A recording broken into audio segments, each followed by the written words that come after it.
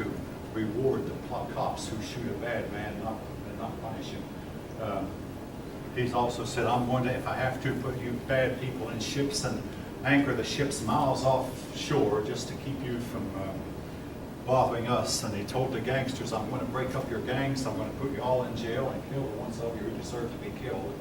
I mean, he's going to get tough, but again, the people of Brazil elected him for that reason. But in the case of Capetians, this outlaw became very prominent. They finally, though, got a king named Philip Augustus.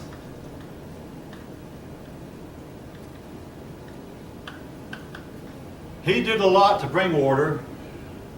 I'll back up a little bit with Philip. Start off as a child. He was the son of Louis VII, who had been the first husband of Eleanor. I've already mentioned how that Eleanor bore the king no sons. So the king and queen divorced, and the king married another woman, and she bore him one son named Philip.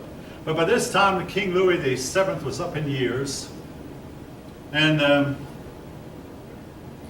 being up in years, he was quite a bit older than his son Philip. But one day, young Philip, at 16 years old, went on a hunting trip. And keep in mind, only the upper nobility could hunt. And as Philip was going into the woods, he passed by this farmer, and the farmer said, hey, sir, please stop. There's a nail on your horse's foot, a nail that's coming loose. You need to stop and fix that nail. The young crown prince, being a little bit foolish, thought, stop for a nail, it's not worth it. So the crown prince said to the farmer, keep the nail, my good man. You might be able to use it to hang up something someday. Keep it. It became a saying among the French, because of the nail, the shoe was lost. Because of the shoe, the horse was lost. Because of the horse, the prince was lost. This one nail that came off the prince's horse's shoe, one nail led to other nails coming loose. And after a while, the whole shoe came off, and the horse was unable to walk without that shoe. You know how horses know what a shoe does. Without the shoe, the horse has a very tender foot. Anyway, some of you might know what I'm talking about. But anyway, the crown prince, it was starting to get dark and it was starting to get cold. I mean, the land of France can get cold at night. The prince lost his way. The horse was able, without carrying the prince, the horse was able to lead the prince back to the farmers somehow, even though the prince could not ride it. And by the time the farmers saw him again, the prince was very, very sick.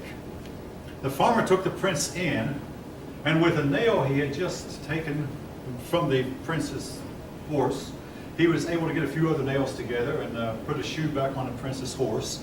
And when he realized that he had the crown prince in his, he sent word to the government that, hey, I have the crown prince in my household, he's very sick.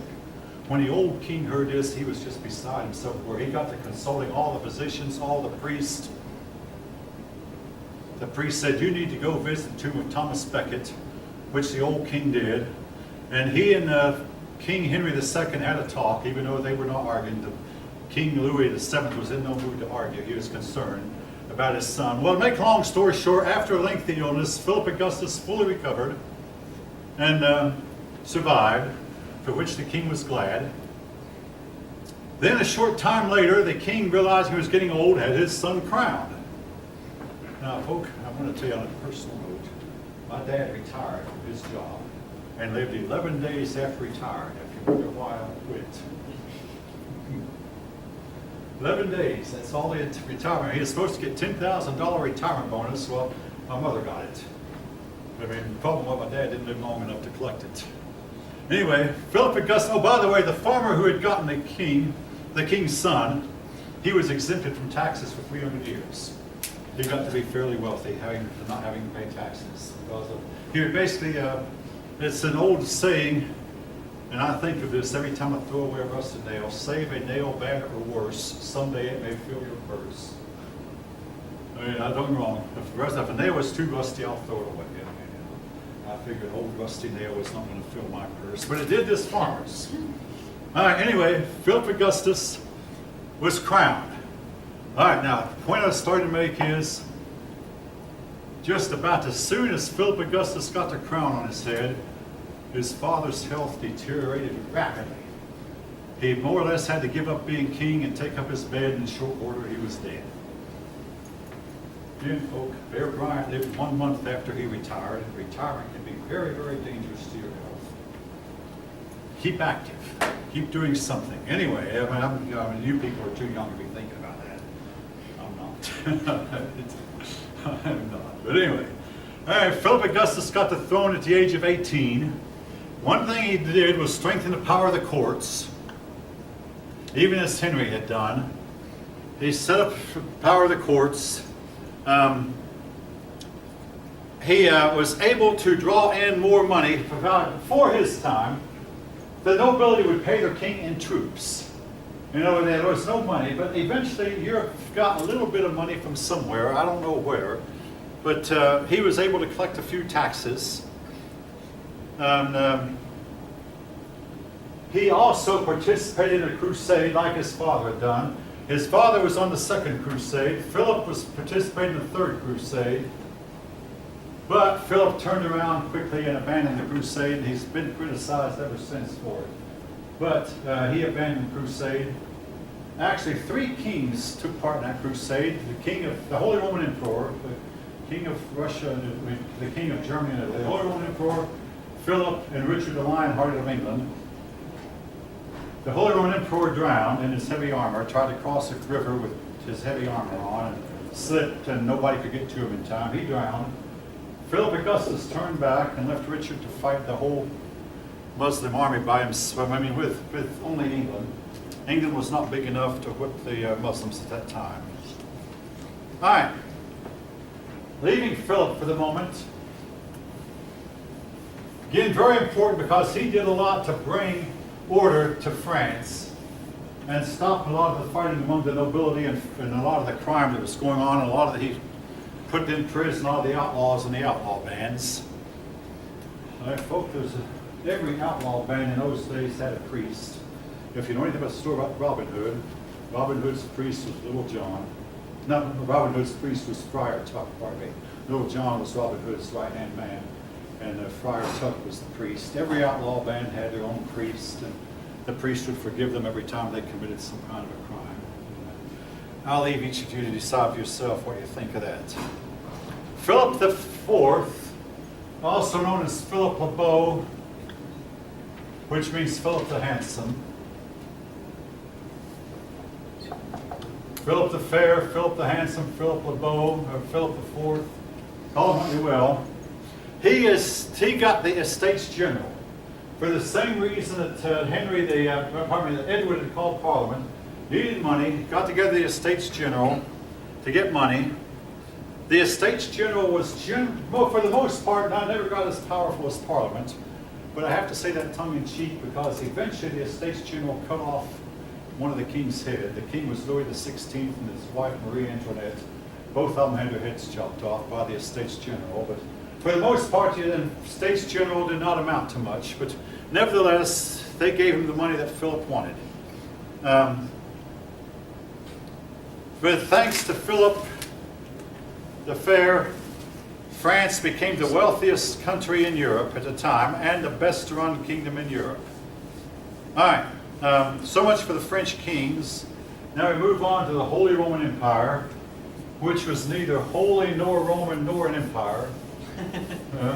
But nevertheless, this was called that. Now, in the case of the Holy Roman Emperors, they genuinely were elected.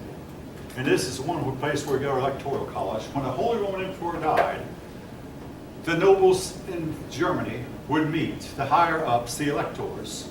You had to be really happy, but the electors would assemble, and they'd vote for who would be the next emperor, and they never voted for the son of the last one. The idea that, somehow Europeans hated the idea of a hereditary dynasty ruling. Well, I'll tell you one reason. Sometimes the son of a great king might not be so great himself. So they wanted to pick a man who had known abilities. So anyway, the Holy Roman Empire. Otto was one of the more famous ones. He was elected shortly after Charlemagne. Now, these emperors tried to unite Germany and Italy, beginning with Otto. And the fact is, Germany and Italy did not unite. They were separated by the Alps mountains for one thing, And then they spoke a different language and had a different climate and just didn't really understand each other, but they tried. Now, I've already mentioned how that Charlemagne has been said to be the first Holy Roman Emperor. Otto was really fascinated with Charlemagne and went to Charlemagne's tomb. And he said he observed that Charlemagne's body was in a remarkably good state of preservation, and he actually opened up the casket. And his fingernails had grown. Now, today we know that fingernails do not actually grow. What actually happens is your skin recedes back and makes it look like the fingernails are longer. Like if you take a bath or go swimming, sometimes when you get out of the water, your skin is receded back, and you think your fingernails have grown until they actually haven't. But anyway, Otto was Holy Roman Emperor. Some people call him the first one. They say Charlemagne was not really a Holy Roman Emperor. Now, the Holy Roman Emperor tried to unite both Germany and Italy. Germany and Italy was not to unite again until 1870. The next one was King Henry IV. All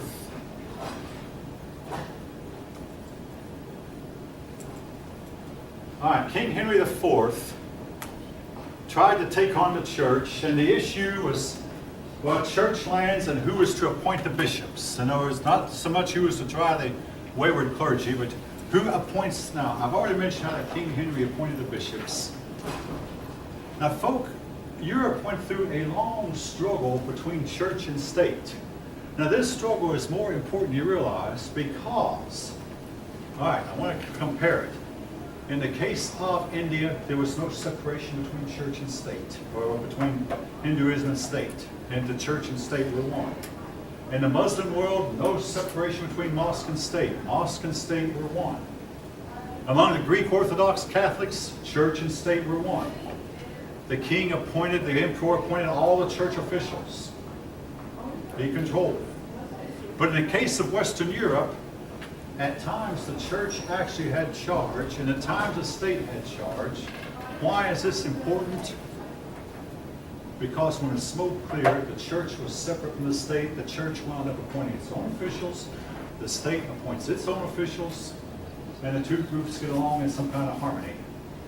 Why is this important? A lot of people believe it was this, not the struggle, but the outcome that helped make Europe, Western Europe, the biggest achievers on the face of the earth. Number one, they treated the women better, and another reason they had universities, which we'll talk about next time. But another reason was in a battle between religion and secularism, neither side really won. The church remained the church. But again, Henry wanted to appoint church officials. The Pope said, no, I will. Henry had to wade out in the snow for 4 days, going barefoot in the snow to ask forgiveness, because what the Pope did, the Pope put Henry under interdict. Interdict meant that everybody who died while the land was under interdict went straight to hell. Interdict also meant that there could be no marriages performed, no baptisms, none of the sacraments could be performed. And Henry had to give in to this. Simply, he could not stand up to this. And in the end, he lost his fight with the church.